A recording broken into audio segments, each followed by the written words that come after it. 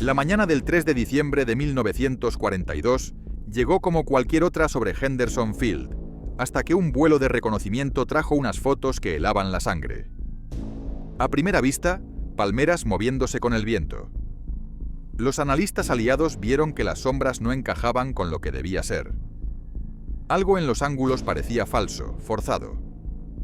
Al mirar con lupa, la verdad explotó ante sus ojos. Bajo una web de cables, follaje y redes de camuflaje había una obra humana gigantesca, casi 2 kilómetros de estructura, con un 90% de obra ya completada. Si aquello era lo que imaginaban, los 58.000 soldados estadounidenses en Guadalcanal estaban en peligro grave, inmediato. ¿Te imaginas descubrir un aeropuerto escondido en medio de la selva? No era cualquier pista, era un aeródromo disfrazado.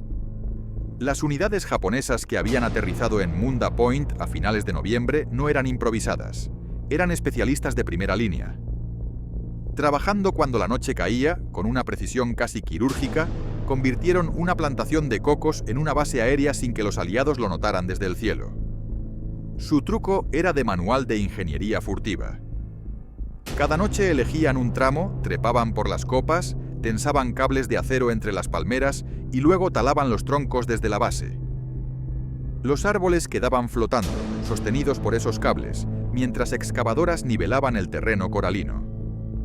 Al amanecer, la techumbre vegetal se dejaba caer de nuevo y el terreno parecía intacto. Mano de obra local esparcía hojas nuevas para cubrir la tierra removida. Desde 3.000 metros todo seguía siendo selva virgen. Durante días, los pilotos estadounidenses sobrevolaron Munda y no vieron nada. Ni bombarderos ni aviones de reconocimiento detectaron el engaño. Pero el informe del 3 de diciembre encendió las alarmas. ¿Un aeródromo camuflado? William F. Bull Haley lo comprendió enseguida. Desde allí, aviones enemigos podrían escoltar el Tokyo Express o atacar Henderson Field. Los 58.000 soldados quedarían a merced de ataques constantes. Al día siguiente, el 4 de diciembre, comenzaron los bombardeos. 9 B-17 del 11º Grupo despegaron al amanecer desde Henderson, cargados con bombas de 227 kilogramos. A 6.000 metros de altura, el teniente James McCoy fijó la mira a Norton y ordenó bombas fuera. 36 explosivos cayeron sobre la pista, arrancando escombros y planchas metálicas. McCoy informó: impactos directos en toda la pista. Objetivo destruido. ¿Destruido? No exactamente. A la mañana siguiente, la patrulla aérea encontró nuevas planchas metálicas cubriendo el terreno donde deberían haber quedado cráteres. La pista seguía en pie. Los refugios volados estaban reparados y camuflados otra vez. El 9 de diciembre el fuego se intensificó. Marines y aviación naval arrojaron bombas de 900 kilogramos para inutilizar la franja. Más de 40 impactos directos contra la pista. Un golpe castigó un depósito oculto y levantó una columna de fuego de 150 metros. Y aún así, la pesadilla se repetía. Reconocimiento, pista operativa, cazas enemigos volando. La continuación fue monótona y letal. Día tras día, escuadrones estadounidenses barrían Munda con bombas. Noche tras noche, equipos japoneses, reforzados con obreros coreanos, reconstruían la pista. Tenían reservas de coral y planchas de acero por toda la selva. Podían devolver la pista a la vida en apenas 4 horas. El ataque de Nochebuena parecía la puntilla. 20 cazas japoneses abatidos o destruidos en tierra, un incendio generalizado.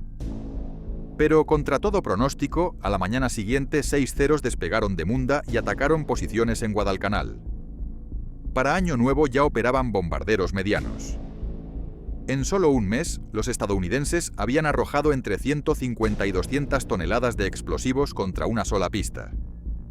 Resultado: Munda no solo resistía, sino que ampliaba su capacidad. Parecía invencible. El 30 de diciembre, el informe matutino fue lapidario. Munda había recibido otras 40 toneladas de bombas el día anterior, y aún así sus cazas funcionaban con normalidad. Las bombas no surtían efecto.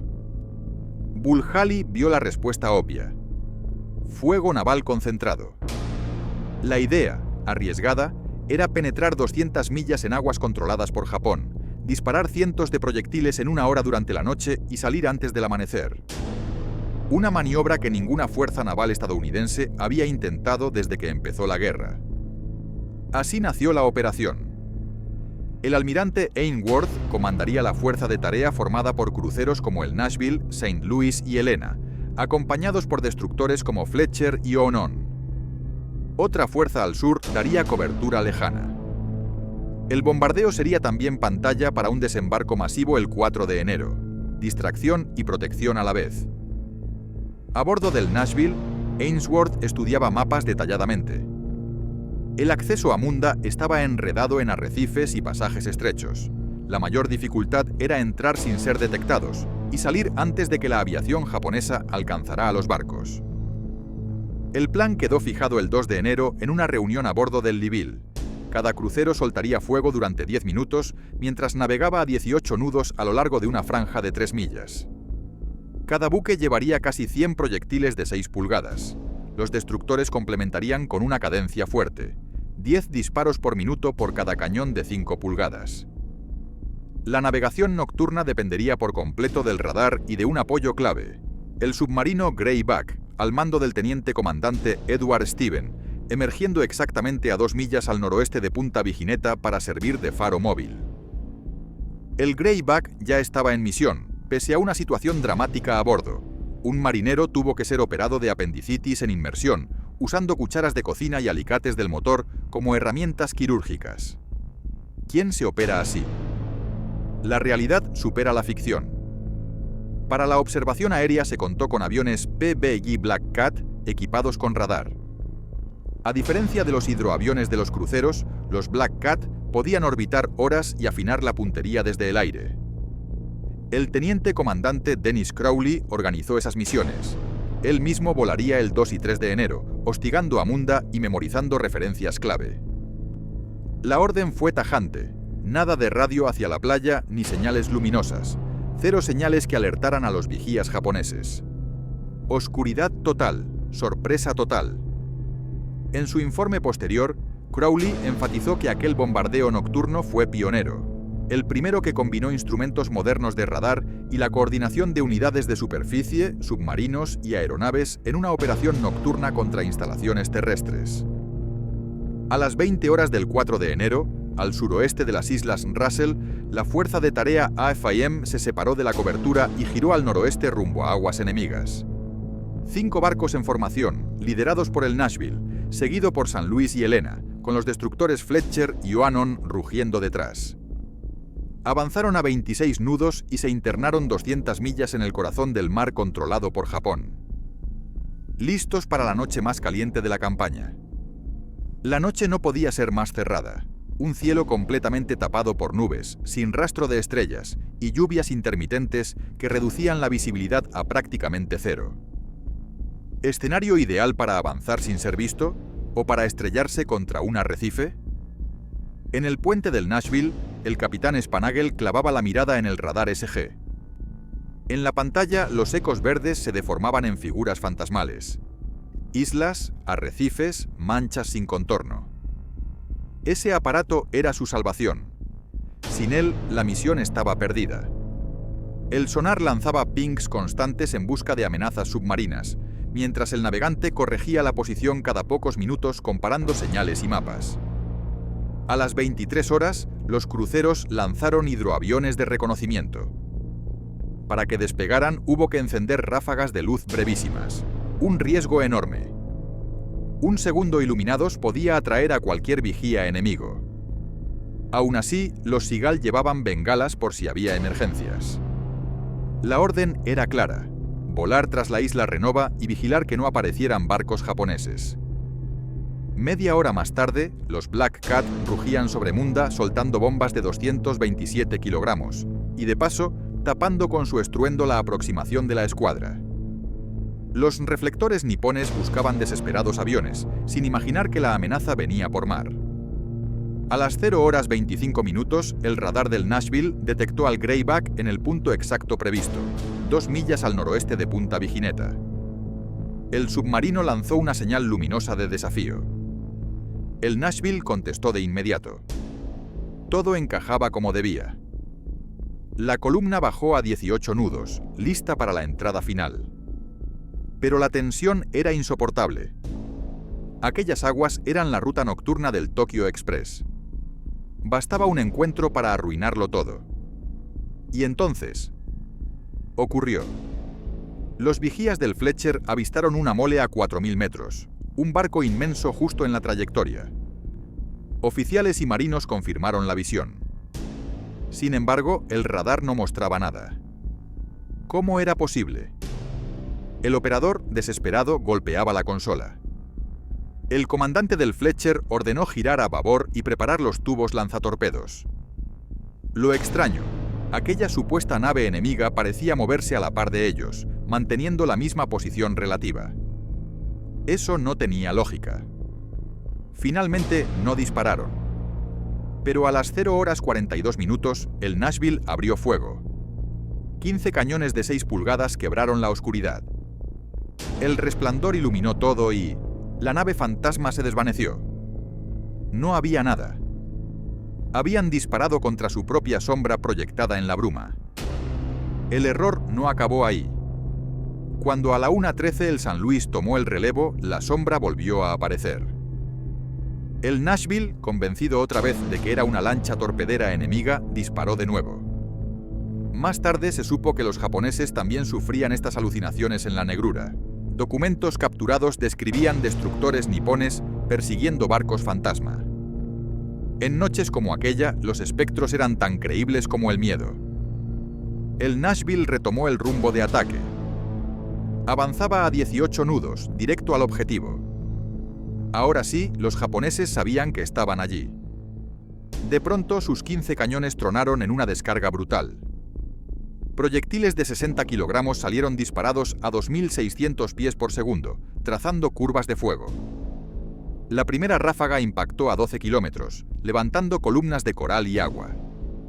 Desde arriba, un Black Cat informó: «Suban 500 sin cambiar dirección». Ajustaron tiro. La segunda salva cayó justo sobre la pista. El capitán Spanagel ordenó fuego continuo. El Nashville rugía como una bestia. Proa, popa, otra vez proa. Cada 7 segundos, 15 proyectiles más azotaban Munda. Desde los destructores observaban un espectáculo sobrecogedor. 6 andanadas en el aire a la vez, trazando líneas anaranjadas. Un testigo dijo que parecía una manguera de fuego directo al enemigo. Los equipos de tiro eran pura precisión. Ajustes milimétricos, coordenadas corregidas al instante. Y desde el aire el reporte era contundente. Los están destrozando, cada impacto da en el blanco. El patrón de fuego recorría metódicamente toda la base, pista, depósitos, zonas de dispersión. Pequeños incendios surgieron primero, luego se convirtieron en hogueras más grandes. Las baterías japonesas respondieron con trazadores rojos, pero todos caían cortos. A la 1:13, el Nashville cayó sus cañones. Habían disparado 853 proyectiles en apenas 11 minutos. Los tubos ardían al rojo vivo. El crucero aceleró a 25 nudos y se apartó. El turno era del San Luis. Su primera ráfaga se fue larga, la segunda corrigió y entonces la costa explotó. Entre proyectiles del San Luis y algunos fusibles retardados del Nashville, un complejo de combustible fue alcanzado. Las llamas se propagaron de edificio en edificio. El San Luis vació todo su arsenal en ese infierno con un 65% de impactos confirmados desde el aire. El cielo se convirtió en un espectáculo de luces, trazadores naranjas subiendo al este, rojos al oeste.